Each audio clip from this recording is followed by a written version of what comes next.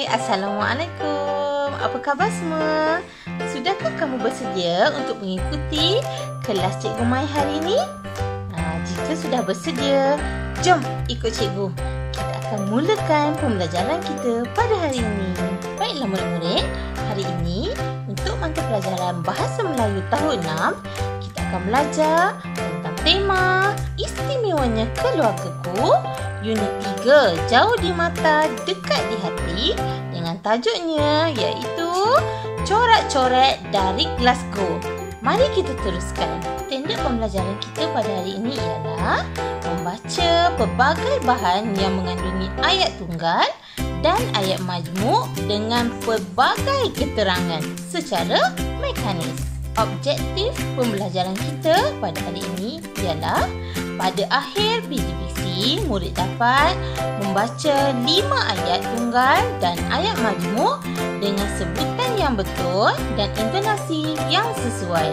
Kriteria kejayaan pula ialah pada akhir PGPC, murid boleh membaca 3 daripada 5 ayat tunggal dan ayat majmuk dengan sebutan yang betul dan intonasi yang sesuai secara individu. Kemahiran berbahasa yang akan ketengahkan pada hari ini ialah kemahiran membaca. Anak-anak boleh buka buku teks halaman 12. Mari kita mulakan. Sebelum kita masuk ke aktiviti kita yang pertama, mari kita kenali terlebih dahulu bandaraya yang diberi nama Glasgow. Glasgow merupakan bandaraya terbesar dan pusat perniagaan dan perindustrian yang utama di Scotland, United Kingdom. Glasgow terletak di bahagian barat tengah Scotland. Berikut merupakan gambar-gambar tempat-tempat pelancongan perindustrian yang terdapat di Glasgow. Tempat-tempat ini merupakan tempat yang berjaya menarik ramai pelancong untuk datang ke Glasgow. Baiklah murid-murid, kini kita masuk ke aktiviti kita yang pertama, iaitu aktiviti membaca dan memahami teks. Kita akan membaca perbualan di antara Jian Hui dan Jian Ling. Mereka merupakan pasangan adik-beradik, seorang kakak dan seorang lagi adik. Mereka berbual di ruang sembang dengan tajuk Corak-corak di Glasgow. Mari kita baca perbualan mereka bersama-sama. Ikut cikgu ya. Jian Ling: lain sungguh rasanya apabila berada di rantau orang. Kehidupan di sini amat berbeza. Banyak perkara yang perlu dipelajari untuk menyesuaikan diri. Walau bagaimanapun, kehidupan saya di sini baik dan selesa. Kakak, ceritakanlah perihal bandaraya Glasgow. Kemudian Jian Ling membalas, bandaraya Glasgow sangat moden dan cantik. Bandaraya ini merupakan bandaraya yang terbesar di Scotland. Sistem pengangkutan di sini sangat maju, tidak sukar untuk bergerak ke sana sini. Setakat ini, kakak telah melawat ke beberapa destinasi menarik seperti Glasgow Science Centre, Slide Auditorium dan pusat beli belah Glasgow Fort. Tempat-tempat ini sering dikunjungi pelancong. Sama kan macam yang cikgu cakap tadi, yang cikgu dah maklumkan kepada kamu sebentar tadi. Baik, kita akan teruskan lagi dengan perbualan mereka. Jian Hui: wah, seronoknya. Terdapat banyak tempat menarik di sana, sama seperti negara kita. Apabila pulang nanti, saya mahu mendengar semua pengalaman kakak. Jangan lupa bawa buah tangan untuk saya, kata Jian Hui. Kemudian Jian Ling membalas, sudah tentu. Aduhai, rindunya kakak akan keluarga di Malaysia. Masakan enak ibu tercinta, gelak tawa ayah dan gurau senda kita. Semuanya jelas terbayang di ruangan mata. Kemudian Jian Hui pula memberi respon, kami pun begitu juga. Setiap hari merindui kakak. Begitulah murid-murid dialog yang diujarkan oleh mereka berdua melalui ruangan sembang. Baiklah, kita sudah membaca petikan yang memuatkan perbualan kedua-dua beradik tersebut. Baik, sebelum kita mencari ayat tunggal dan ayat majmuk yang terdapat dalam perbualan mereka, mari kita lihat dahulu apa itu ayat tunggal dan apa itu ayat majmuk. Kita mulakan mulakan dengan ayat tunggal terlebih dahulu. Ayat tunggal mengandungi satu subjek dan satu predikat. Ayat tunggal juga dikenali sebagai ayat mudah atau ayat selapis. Contohnya, Cikgu Mai sedang menanda buku.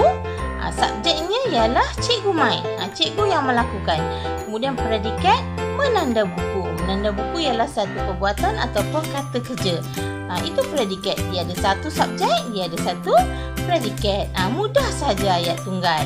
Ayat majmuk pula ialah ayat yang mengandungi dua atau lebih ayat-ayat tunggal. Maksudnya ada dua ayat tunggal. Kita akan cantumkan kejap lagi.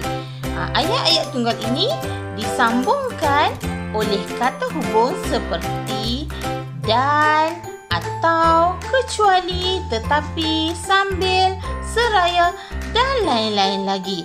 Contoh ayat tunggal. Kita tengok cikgu ada tulis ayat tunggal 1, ayat tunggal 2. Kedua-dua ayat tunggal ini kita akan sambungkan nanti untuk menjadikannya ayat majmuk. Ayat tunggal pertama, Mawaddah membaca buku. Ayat tunggal kedua, Mawaddah tertidur. Ayat majmuk, cikgu akan menggabungkan kedua-dua ayat tunggal ini menggunakan kata hubung lalu. Mawaddah membaca buku, lalu tertidur. Daripada dua ayat tunggal, cikgu sudah gabungkan dia menjadi ayat majmuk. Baik murid-murid, sekarang kita lihat ada beberapa ayat tunggal yang telah cikgu temui di dalam petikan yang telah kita baca sebentar tadi. Baik, kita lihat ayat tunggal terlebih dahulu. Ayat pertama ialah ceritakanlah perihal bandar Glasgow. Ceritakanlah perihal bandar Glasgow ni dia hanya ayat selapis. Ada satu subjek, ada satu predikat. Kita pergi pula ke ayat yang kedua. Sistem pengangkutan di sini sangat maju. Tiada sebarang kata hubung kan dalam ayat yang telah cikgu baca. Maknanya dia ayat tunggal. Okey, ayat yang ketiga. Tempat-tempat ini sering dikunjungi pelancong. Ayat yang keempat, terdapat banyak tempat menarik di sana. Dan ayat yang kelima, setiap hari merindui kakak. Kelima-lima ayat yang telah dibaca oleh cikgu ini merupakan ayat tunggal.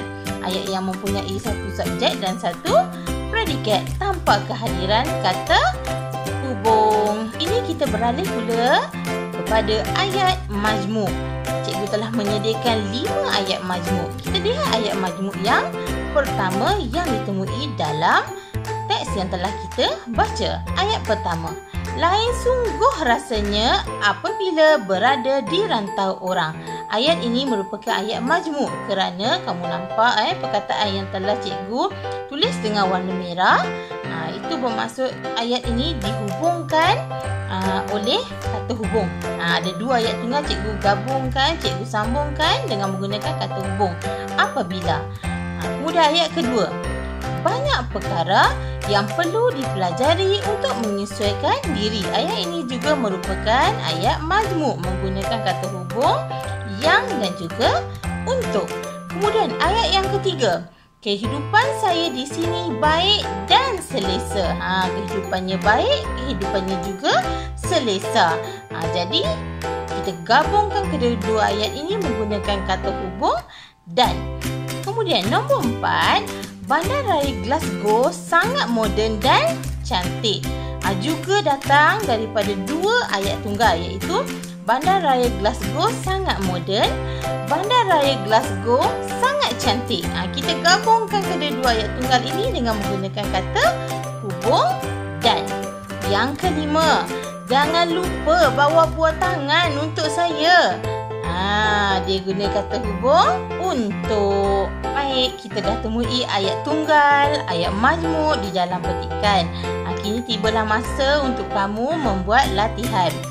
Sila imbas QR code yang telah cikgu lampirkan di sini bagi mendapatkan latihan. Jika kamu tiada pengimbas, bolehlah klik pautan yang cikgu beri di bahagian description.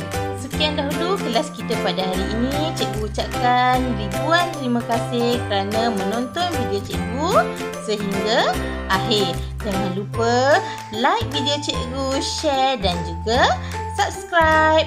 Jika kamu ingin bertanya tentang pelajaran pada hari ini, kamu boleh komen di ruangan komen di bawah video ini. Jumpa lagi. Bye.